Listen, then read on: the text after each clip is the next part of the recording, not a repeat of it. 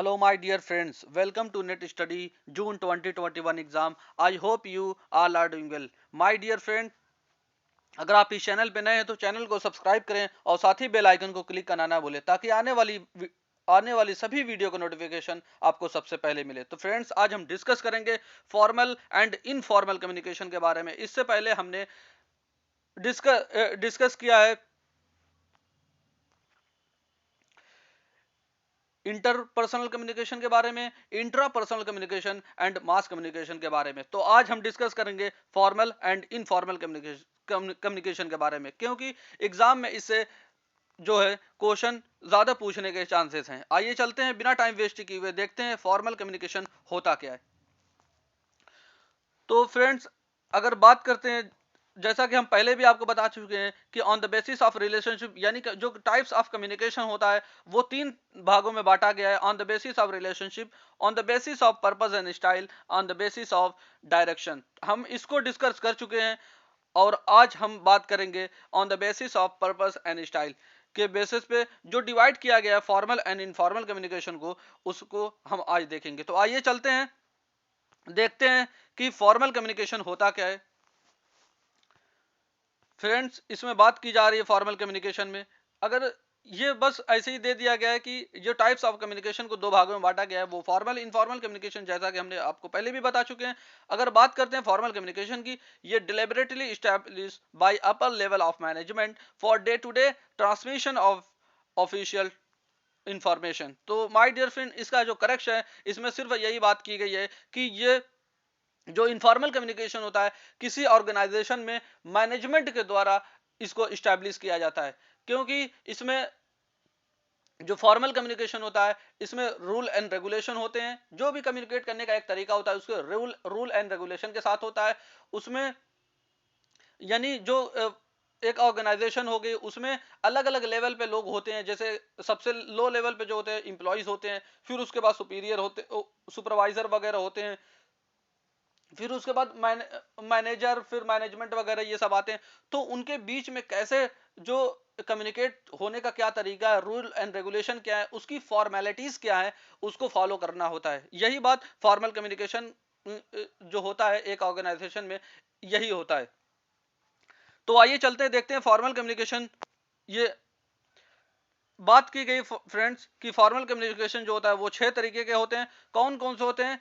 Chain network, star network, circle network, all channel network, inverted we network and जो last one है Y network के बारे में बात की जाती है। तो धीरे धीरे हम एक एक को डिस्कस करते हुए चल रहे हैं। फिलहाल बात की जा रही है कि चेन नेटवर्क की। तो my dear friend, chain network किस तरीके से हो सकता है उसके बारे में यहां अगर जो देखें तो चेन नेटवर्क जो होगा वो एक इंफॉर्मेशन या मैसेजेस वगैरह जो होते हैं वो फ्लो होते हैं, अपवर्ड भी हो सकते हैं और डाउन या डाउनवर्ड भी हो सकते हैं, यानी नीचे से ऊपर भी जा सकते हैं और ऊपर से नीचे भी आ सकते हैं। क्योंकि हम अगर एक ऑर्गेनाइजेशन की बात करें तो अगर इंप्लॉइज को अपना मैसेज जो है या इंफॉर्मेशन जो है, जो भी उसको कोई दिक्कत है वो अपर लेवल तक पहुंचाना चाहता है तो वो अपवर्ड जाएगा। और अगर जो मैनेजमेंट होता है वो लोअर लेवल तक जो बात को अपने पहुंचाता है तो डाउनवर्ड आएगा। यही बात जो चेन नेटवर्क में कही गई है। और ये हायरार्किकल चेन ऑफ कमांड होता है। हायरार्किकल चेन ऑफ कमांड का मतलब ये होता है क्योंकि इसमें एक पैटर्न फॉलो करते हैं। जैसे इसमें अलग अलग लेवल के लोग होते हैं, वही हर लेवल से कोई इंफॉर्मेशन, कोई मैसेज जो होके गुजरता है उसी को चेन ऑफ कमांड कहा जाता है।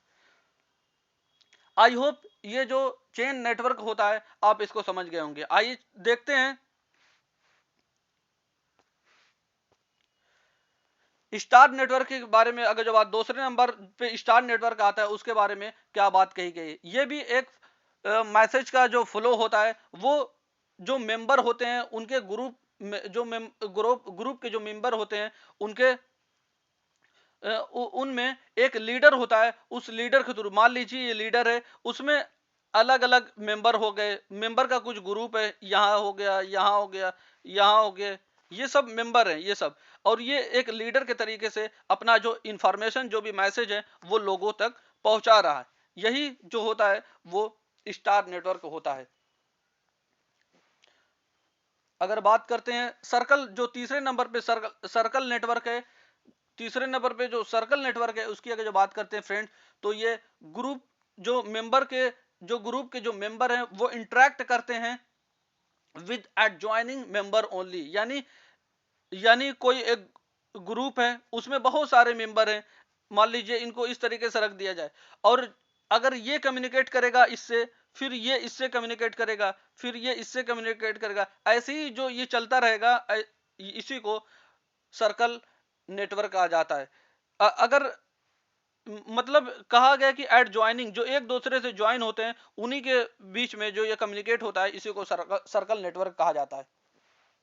अगर बात करते हैं ऑल चैनल नेटवर्क की, जो हमारा चौथा बताया गया कि ऑल चैनल नेटवर्क, उसमें कहा गया कि इस तरीके के कम्युनिकेशन में क्या होता है, जो जितने भी मेंबर होते हैं, ग्रुप के जितने भी मेंबर हैं, वो एक्टिवली कम्युनिकेट करते हैं विद ईच अदर, यानी आपस में वो एक्टिवली कम्युनिकेट करते हैं फ्रीली, यानी कोई उसमें रुकावट नहीं होती, कोई उसमें मतलब फ्रीली वो किसी से भी, जितने भी ग्रुप के मेंबर है किसी से भी कहीं से भी वो बात कर सकते हैं, और ये most decentralize of type of communication होता है।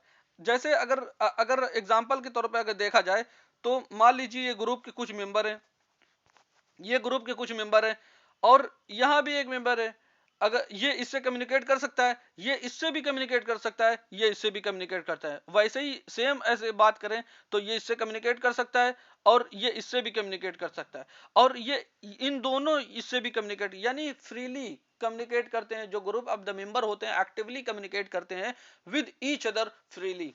यही इसमें ऑल चैनल नेटवर्क में बात कही गई है। अगर बात करते हैं इन्वर्टेड वी नेटवर्क की, तो माय डियर फ्रेंड इसमें कहा गया कि जो वी नेटवर्क होता है, इसमें कहा गया कि इस तरीके के जो कम्युनिकेशन होता है उसमें जो सबऑर्डिनेट होता है कम्युनिकेट करता है, जो अपने जो जस्ट उसको ऊपर वाले होते हैं, सुपीरियर होते हैं, उनसे कम्युनिकेट करता है, और साथ ही साथ जो सेकंड सुपीरियर होते हैं उसके साथ कम्युनिकेट करता है। मान लीजिए ये इंप्लॉइज हैं, ये एक ऑर्गेनाइजेशन, हम एक ऑर्गेनाइजेशन का एग्जांपल ले रहे हैं क्योंकि जो फॉर्मल कम्युनिकेशन होता है वो स्पेशली ऑर्गेनाइजेशन में ही यूज किया जाता है। मान लीजिए ये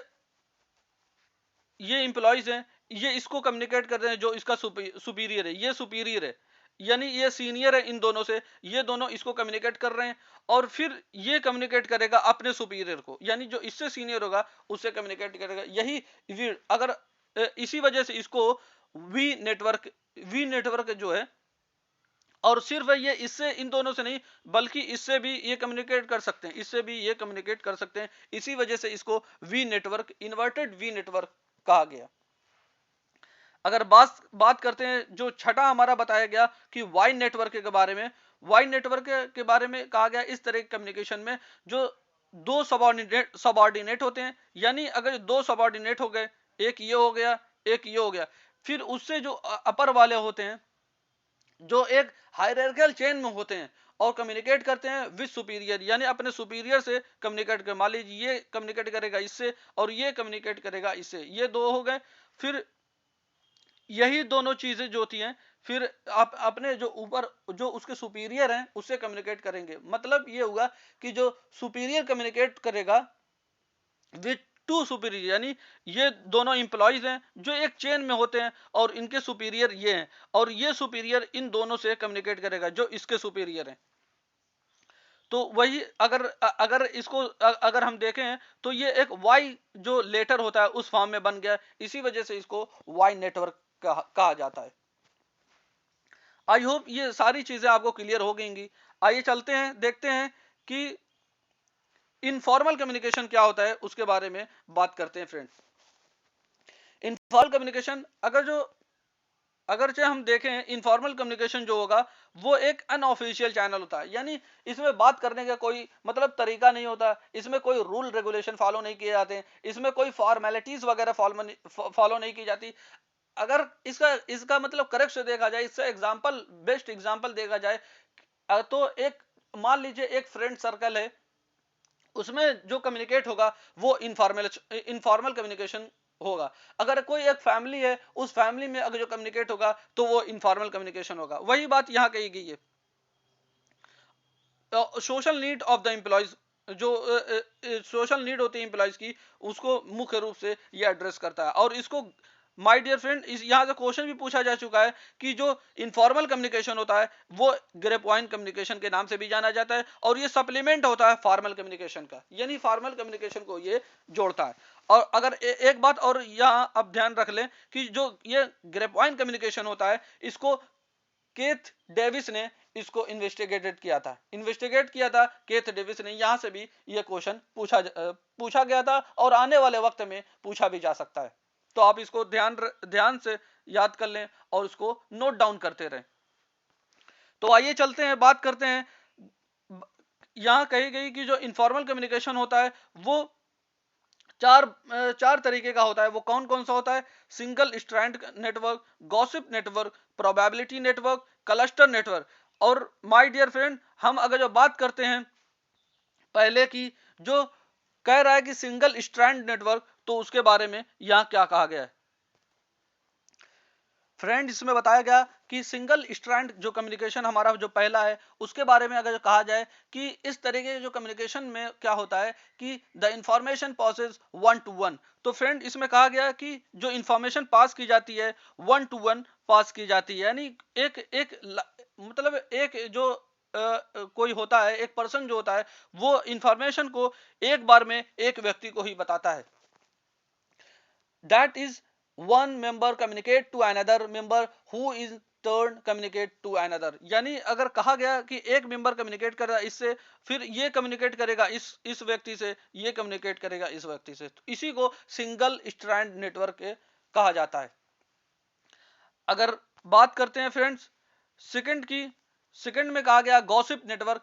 बताया गया इस तरह के कम्युनिकेशन में जो होता है, मेंबर कम्युनिकेट करते हैं नॉट सिलेक्टिवली, यानी जो मेंबर होते हैं उनका मतलब कोई सिलेक्शन नहीं होता है वो किसके किसके साथ कम्युनिकेट करें। अगर बात करते हैं, ये मान लीजिए मेंबर हैं, ये मेंबर हैं सब, और इसमें मतलब कोई तरीका नहीं होता, इसमें कोई भी व्यक्ति किसी से भी इंफॉर्मेशन को शेयर कर सकता है। फॉर एग्जाम्पल अगर एग्जाम्पल लें तो जो मेंबर होते हैं वो इंफॉर्मेशन पास करते हैं एवरीवन, जिससे भी वो मिलते हैं वो इंफॉर्मेशन उसको देते रहते हैं। यही जो गॉसिप नेटवर्क होता है। अगर प्रोबेबिलिटी नेटवर्क की बात करें, जो हमारा तीसरा प्रोबेबिलिटी नेटवर्क है, उसके बारे में कहा गया कि इस तरीके के जो कम्युनिकेशन होता है वो पास किए जाते हैं लॉ ऑफ प्रोबेबिलिटी, यानी जो प्रोबेबिलिटी का जो लॉ होता है उसके थ्रू इस मैसेज को, इस इंफॉर्मेशन, इसमें इंफॉर्मेशन को पास किया जाता है। अगर इस एग्जांपल के तौर पर अगर देखें तो मान लीजिए ये कोई मेंबर हैं, अलग अलग तरीके पे, अलग अलग लेवल पे हैं सब। तो ये कहा गया कि वन मेंबर कम्युनिकेट करेगा रैंडमली, यानी रैंडमली कम्युनिकेट करेगा, चाहे ये इससे कम्युनिकेट कर ले, ये इससे कम्युनिकेट कर ले, ये इससे कम्युनिकेट कर ले, किसी तरह, यानी जिससे वो मिले वो कम्युनिकेट कर ले रैंडमली, यानी किसी से भी हो सकता है। With other who in turn communicate to some other, जो फिर वो ये इससे कम्युनिकेट कर सकता है, ये इससे रैंडमली पिकअप किया जा रहा है। अगर बात करते हैं चौथे पॉइंट की अगर जो बात करते हैं, तो जो ये क्लस्टर कम्युनिकेशन होता है, इस तरह के कम्युनिकेशन में इंफॉर्मेशन को सिलेक्टिवली पास किया जाता है। यानी जो मेंबर होते हैं, मान लीजिए ये मेंबर हैं, ये मैसेज को सिलेक्टिवली जो यानी जिसको सिलेक्ट किया गया उसको पास, मान लीजिए इसको सिलेक्ट कर दिया तो ये इसको पास करेगा, फिर ये इसको पास करेगा, यानी सिलेक्टिवली होते हैं, यानी गिने चुने होते हैं जिसको ये मैसेज दिया जाता है। अगर एग्जांपल देखें तो वन मेंबर कम्युनिकेट करेगा with only those members whom he trust, यानी जिस पे वो भरोसा करता है वो उसको इंफॉर्मेशन को शेयर करेगा, फिर वो ऐसे ही ये प्रक्रिया आगे चलती रहती है। और ये जो क्लस्टर जो नेटवर्क है ये बहुत ज्यादा पॉपुलर है ग्रे पॉइंट कम्युनिकेशन के लिए। आई होप ये सारी चीजें आपको क्लियर हो गई माय डियर फ्रेंड,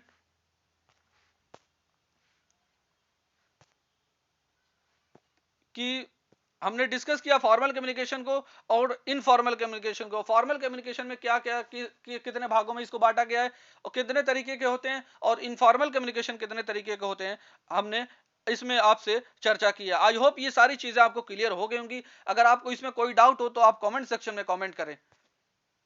फ्रेंड्स, अगर आपको वीडियो अच्छी लगी तो वीडियो को जरूर लाइक करें और अपने फ्रेंड्स के साथ ज्यादा से ज्यादा शेयर करें, ताकि इस वीडियो का फायदा लोगों को भी मिल सके। अगर आप इस चैनल पे नए हैं तो चैनल को सब्सक्राइब करें और साथ ही बेल आइकन को क्लिक करना ना भूलें, ताकि आने वाली सभी वीडियो का नोटिफिकेशन आपको सबसे पहले मिले। Thank you for watching video. God bless you all.